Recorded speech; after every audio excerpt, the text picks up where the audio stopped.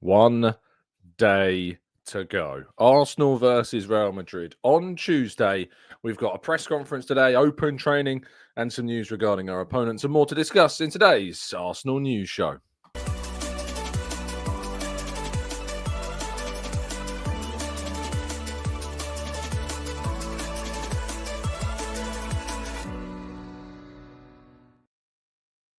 Hello and welcome to the Gooner Talk, back again with you guys and girls for another episode of what is the Arsenal News Show, joining you every single morning at 8 a.m. UK time. Thank you so much as always for tuning in. Very much appreciate your time.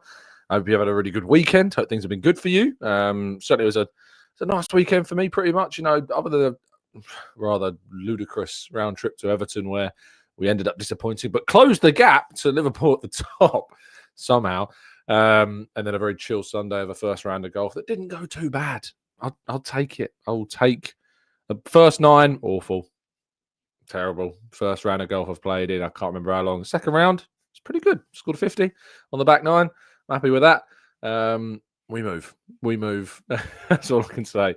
Good morning to you all. Thank you so much as always for joining me. Blackshine, Scouse, Hooded Gooner, Matt G, Knowledge, Rowan, Martin, NSW, Kim, Simple Unity, Paul, Trevor, Carl, Roy, Natty, Talib, Martin, we've got Damien and Z and Shari and Arasilki, PJ, Brian and Tom, we've got Chima and Temi and Shane, we've got Blackshine, we've got Freddie, we've got Mohammed, we've got Kirill, we've got Erica and Paul and Musa. Good morning to you all. Thank you so much for listening and tuning in. It is greatly appreciated. I hope your weekend was indeed very good. Let's jump, though, to today's stories. We begin with a roundup of the weekend's Premier League action as Liverpool lose their second game of the league season.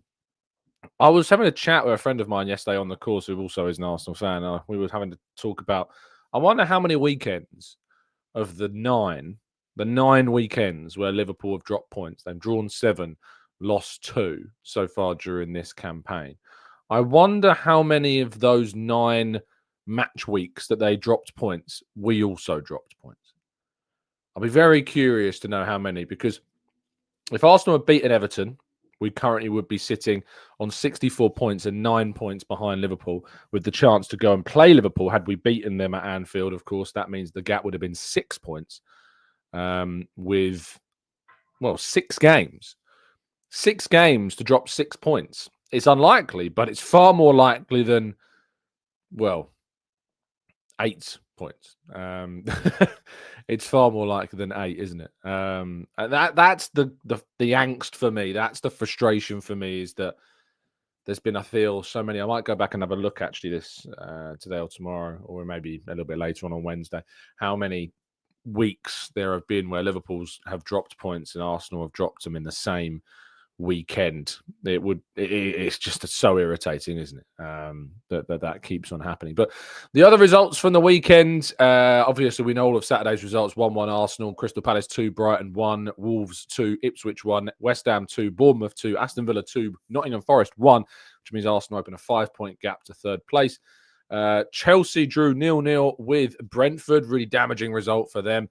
Fulham, as we've just spoken about, beat Liverpool 3-2. Tottenham managed to scrape past now relegated Southampton 3-1. And Manchester United drew 0-0 with Manchester City. What this means for the table, of course, at the top, Arsenal on 62 points, 11 behind Liverpool, having still to go to Anfield. Nottingham Forest, 5 points behind them on 57. Chelsea, 4 points behind them on 53. Man City, 1 point behind Chelsea on 52. In 5th. In 6th, Aston Villa on 51 points, 1 point behind City. Newcastle on 50 points with 2 games in hand. Newcastle could move up to 56 points if they were to win their 2 games in hand that they do indeed have. Quite a big week, I think, as they play Leicester away tonight. So that could see them move up to as high as, 5th in the table. They would move above Man City and Villa if they beat Newcastle. Big game for them this evening. Fulham, their result against Liverpool means they move to 8th. And on 48 points, they are not out of it. Fulham just 5 points behind Chelsea in 4th. It is rather an exciting end to that European chase as well. But just a bit gutting that Arsenal once again not taking advantage of potentially a weekend where they could have done this weekend. It shows you how good Fulham are. I guess, obviously, Arsenal beat Fulham last week, and now they've turned around and beaten Liverpool. Anyway, moving to a couple of transfer lines on some of the youth players. Arsenal are interested on teenage star Blackburn's Harvey Higgins. This info dropped yesterday. Secret Scout mentioning it. Arsenal, of course, as we know, have been quite intent on trying to improve quite a lot, actually, about their squads and their youth team in particular. But very highly rated player. A lot of people were really talking about Harvey Higgins, but it was Peter O'Rourke with the story yesterday. Ben Mattinson, who is kind of a freelance analyst and scout, said that he's one of the few strikers I've got on a list of options. And he's very positive, tall, pacey, powerful channel runner. I actually watched him recently in the Liverpool under-18s game as Blackburn won 5-0. He played right wing and was constantly looking to stretch the defence. So he's a forward player, is Harvey Higgins, and he's one of the youngsters that Arsenal are looking at. And another one, according to Alan Nixon, has reported that Arsenal have made an inquiry for Stoke City defender Jayden Dixon in the January window, and they are continuing to monitor his progress as well. So Arsenal trying to improve that youth kind of element as well, and trying to improve that side of their team. We know that that's been an ambition of theirs for quite a while now, and it's now something they want to continue forward into the summer transfer window. I imagine we'll see some youth acquisitions then. The blow for Arsenal is that Thibaut Courtois has indeed made Real Madrid's squad for their game tomorrow night. Real Madrid released the full squad that will travel to North London yesterday, and we learned of who indeed will be available. Who isn't there is Lunin, the Ukrainian goalkeeper. He indeed does miss out, despite Carlo Ancelotti suggesting that he might indeed be back for this game. So if Courtois does suffer an issue, it does mean that Real Madrid will be looking to their third or fourth choice goalkeepers to come in for the Belgian international. But he has been resting and basically working his way just for this very game. So Arsenal will indeed play, it seems, against their current, and has been for quite some time, number one keeper. Defenders available: David Alaba, Lucas Vasquez, Vallejo, Fran Garcia, Rudiger, Asensio, Jacobo, and Lorenzo. It does mean that Ferland Mendy has not made the squad. He is not back and available yet. So it will be Fran Garcia, who has also been suffering with a couple of injury issues himself. He is back and available for Real. Midfielders: Jude Bellingham, Eduardo Camavinga, Fede Valverde, Luka Modric, Arda Güler, and Chima. It does mean, of course, that there is no North London return, at least not in a playing capacity, for Dani Ceballos. No Dani Ceballos available for Real Madrid for this game. And then forward players: Vinicius Jr., Kylian Mbappe, Rodrigo, Endrick, Brahim Diaz, and Gonzalo are the forward options that Ancelotti can call upon. Of course, Vinny Jr., Mbappe, Ceballos, and Rudiger were not given match bans by UEFA, and instead would just believe that Rudiger was fined. So yeah, it's they will indeed be available, playing and starting. We imagine that front three of Vinny Jr., Mbappe, and Rodrigo will be what Arsenal have to go up against with Bellingham. I imagine that Modric could play with Camavinga. No Tchouaméni, of course, because he is suspended. And there are a number of players on both teams that we should be aware of that could face suspension for the game against Real Madrid. We know that there are a number of Real Madrid players as well that also could be suspended for the game against Real. But we know that Declan Rice, Jurriën Timber, they are in danger potentially of missing the next leg because of the number of yellow cards that they have picked up. So we need to be very, very, very, very careful when it comes to some of those players. I think Jurriën Timber is probably the main one with our defensive struggles that we've got at the moment and have been having so far. We need to be very, very conscious of that.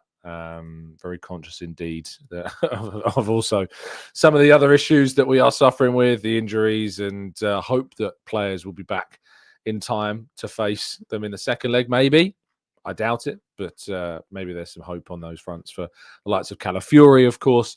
But outside of that, we just got to hope that some of the other key players are going to be available and indeed ready. Right, let's jump to our final story, which of course is of course we're sitting here waiting to hear more about some of our players and how they have how they've, what's the word? Recovered? Just recovered. You come through the last few days, I guess, from that match against Everton. And Mikel Arteta will be facing the media this afternoon. And I'll be there at the Shubba Realty Training Centre to hear from him. There'll also be an open training session. So we'll see of the players who is and who isn't there and training with the squad. Could be some big surprises. Could be some big nightmares. We'll have to wait and see. And then, of course, tomorrow we'll be talking more specifically about the game in our preview at 8 a.m. as well. So, it's very interesting. It's very exciting. I'm looking forward to it tomorrow. And then the second leg, of course, in Madrid next week as well. Right, let's go to part 2 and your questions then, right after this.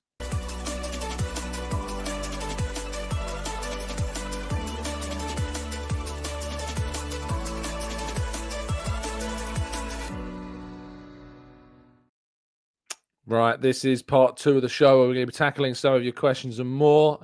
So if you've got any questions that you would like to throw into the chat box, now is the time to do it. I did miss out Gabriel Martinelli as well. He has also received 2 yellow cards in the Champions League and also is at risk of suspension. We know that Raheem Sterling is not going to be available because he has already picked up 3 yellow cards.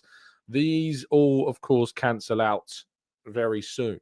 They cancel out after the quarterfinal stage. So hopefully they don't pick up any in either this or next game. If they do, they risk missing the next game, and Arsenal can't really afford for that to happen. Right. Let's go into the chat, shall we, and tackle some of your thoughts and your feelings about what indeed is going on in the world of Arsenal today. And he says, let's hope we play with so much energy that players just try stuff. Same as when they play a North London derby as well. I hope that there's a bit of a freedom about how we play the first leg. I think the second leg, if Arsenal can go into the Bernabeu with a lead, which is not an easy feat or an expectation to have, but if they can go into that second leg with a lead, you've got to back Arsenal defensive capabilities. You'd hope that they'd maybe be able to hold out. But there's no guarantees of that, of course. Logos is expecting a good result tomorrow, but worried that a bad result might just end the season. I mean, it would end the season for us. Tunde says, no need for us as the fans to blame Arteta for the most of the games we have dropped points because the referee's role in the games against Arsenal.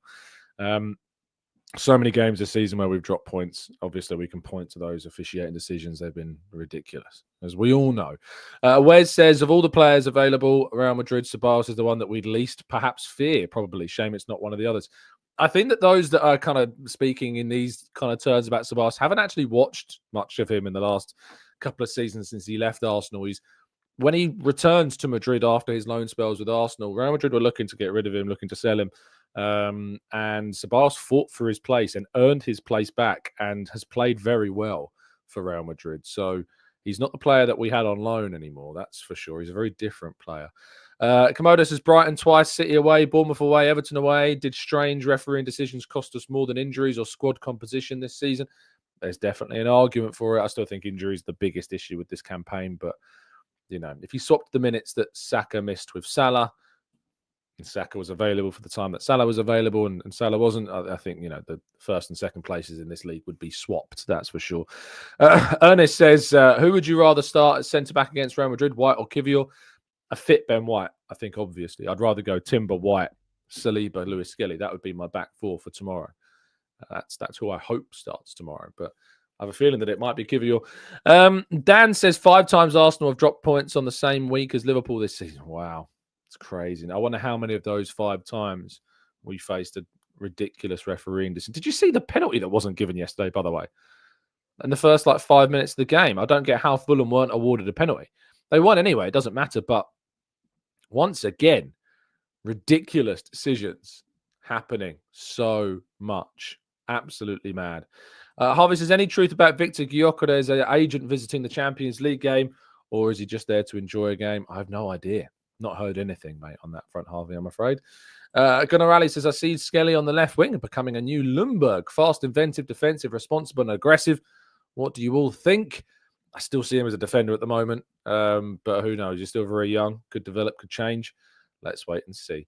Anonymous says, Partey was rested. I feel him having a good game is also our best chance. We're going to need all of our best players playing to their absolute best ability, Partey being one of them. Darius says, I still can't get over the timing of Big Gabby's injury. Yeah, it is an absolute killer, that. One that sadly we're going to have to try and cope with between now and even a Champions League final. Who knows? Rich says, the Everton penalty seems like it might be another case of Miles Lewis-Skelly's unfair reputation for dirtiness being used against him and us. Is there anything that we can do to help correct that reputation?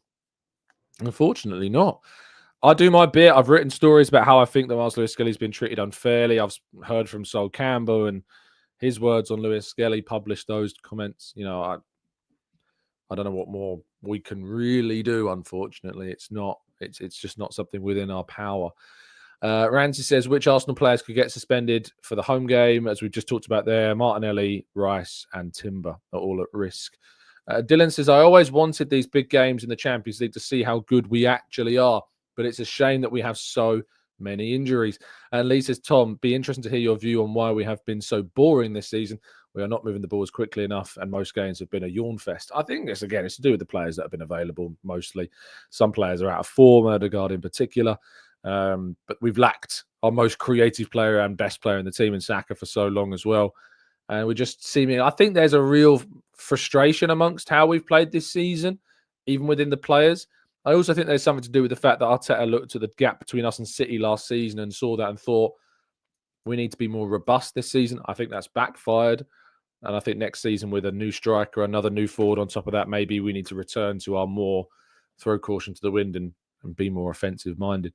Oliver says, before the PSV game, there were thoughts from the camp that they would struggle, but we were very focused on ourselves. Do you think that this might be a case with Real Madrid?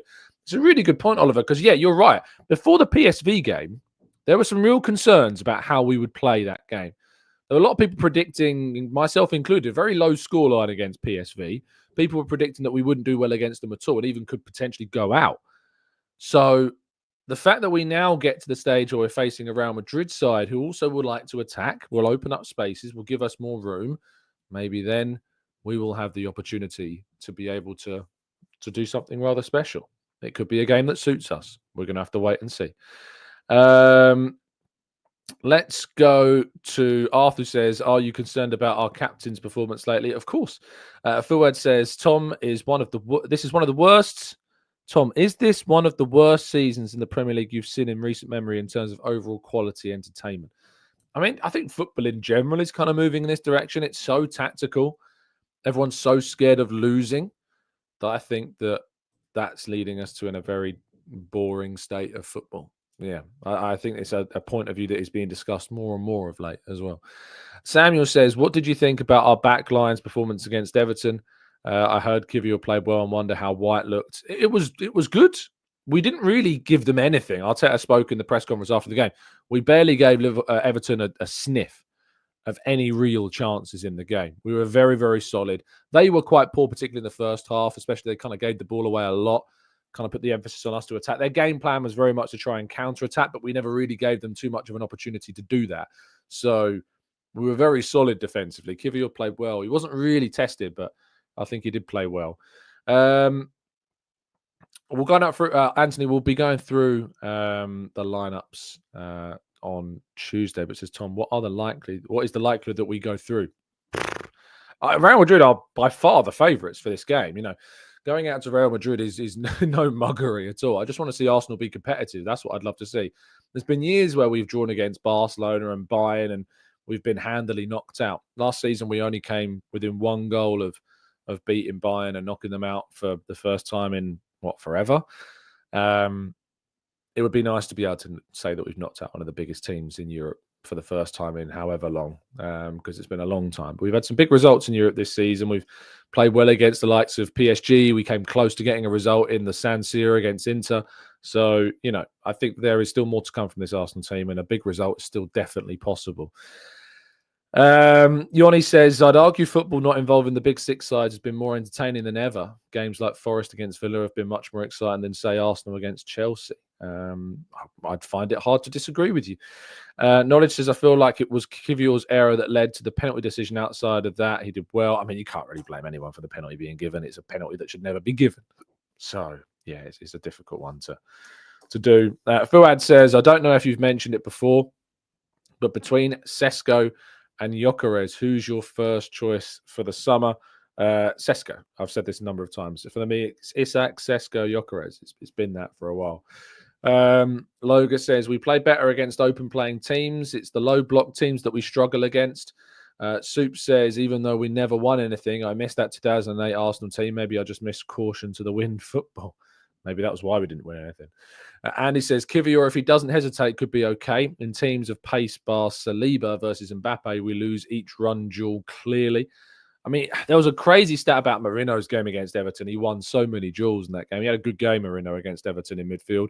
We just kind of lacked that attacking spark from midfield that I think playing Marino, Rice and Jorginho does. That was the same against Brighton, wasn't it? Jason says, Madrid heavy faves, but not playing well at the moment. Come on, you Gooners. Thank you, Jason, for the kind donation, mate. Real aren't perfect. We said that yesterday. Let's hope that we can exploit some of their weaknesses.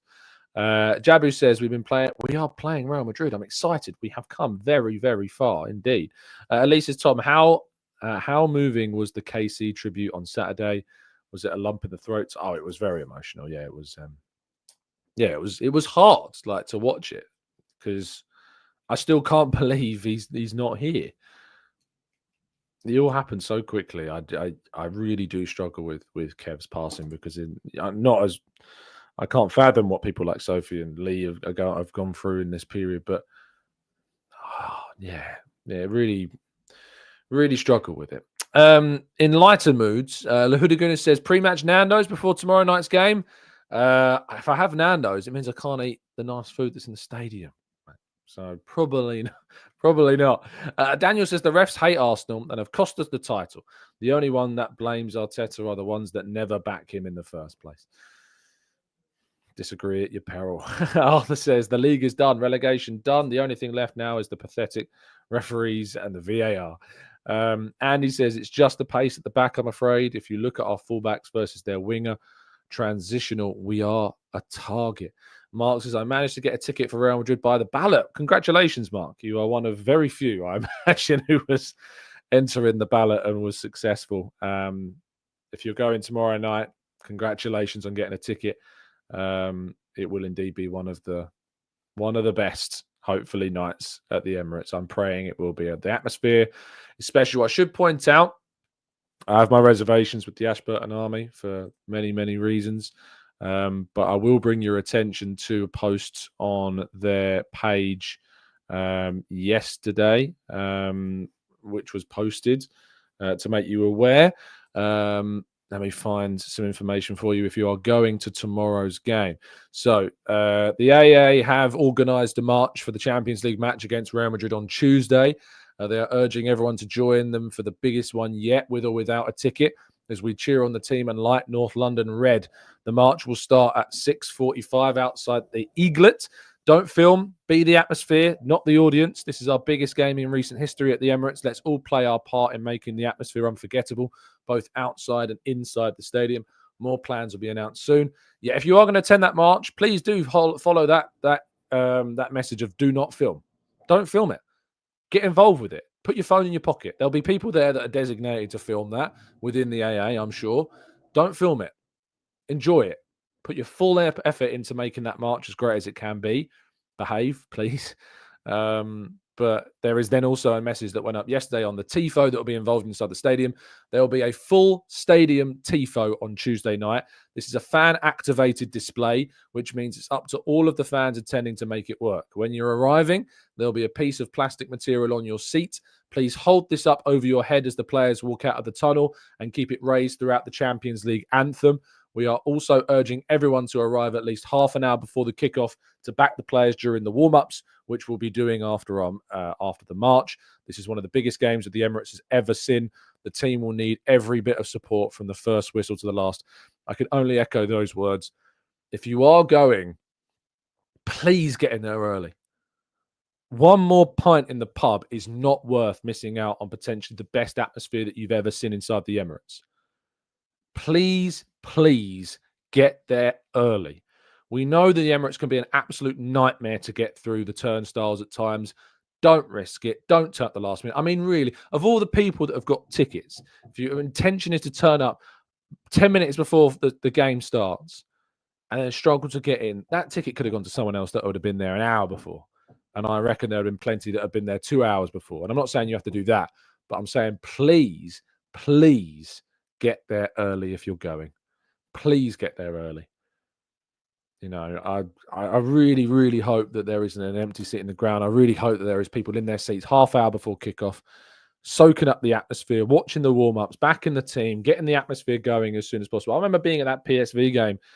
All of their fans were in their seats 45 minutes before kickoff, chanting, screaming, making so much noise. And yeah, they got battered, but the atmosphere was incredible. So please, please, please, please, please do get in your seats. Do support that team. Stand in your seats and make it the best night that we've ever had inside the Emirates Stadium. I really hope that it's something special to witness, because it could be something incredible if Arsenal get the result that we need. And the more noise we make, the more atmosphere we create, the better chance I think this team have got. They really do respond, I think, to strong atmospheres, and they could really do with that support. So let's hope that turns out to be the case. Let's jump into the chat a little bit more. Steve says, do you have any information on how Ethan's younger brother is doing? I asked because he's now 15, which is, of course, when Ethan managed to rise to the occasion. I don't, Steve. I'm sorry. I don't have any information on that. Daniel says, I'd play Martinelli up top for real games and use his, for the Real game, sorry, and use his pace with the through balls over the top. I don't know. You know, Marino he's done okay. I'm not sure I'd take Martinelli out that left-hand side position.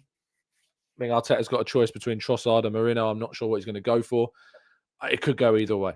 I really couldn't call it. I think I'd go Marino for the target man, playing off Saka and Martinelli. Those three combined for that goal against Fulham. Brilliant goal. They all combined for that. Yeah, I think that's something that we need to think about.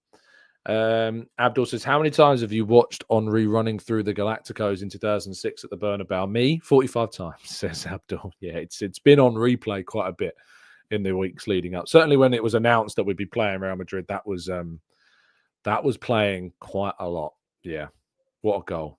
Maybe Gunnar Galactico Saka will be the man that does it in a week's time. We will wait and see. That brings us to the end of today's show. Thank you so much, as always, for tuning in. Really appreciate your time, and thank you so much for being here. I'll be back with you tomorrow morning, bright and early, 8 a.m, to round up everything from Mikel Arteta's press conference. And, of course, I'll be letting you have your thoughts on what lineup we should go for in the game. We'll be hearing more about Calafiori's availability, more about, of course, how the players have recovered from that trip to Everton, and, of course, looking ahead to the game with words from Carlo Ancelotti as well this evening at the Emirates, with one of the Real Madrid players also in attendance. We'll also be hearing today from a certain Bukayo Saka. Looking forward to that.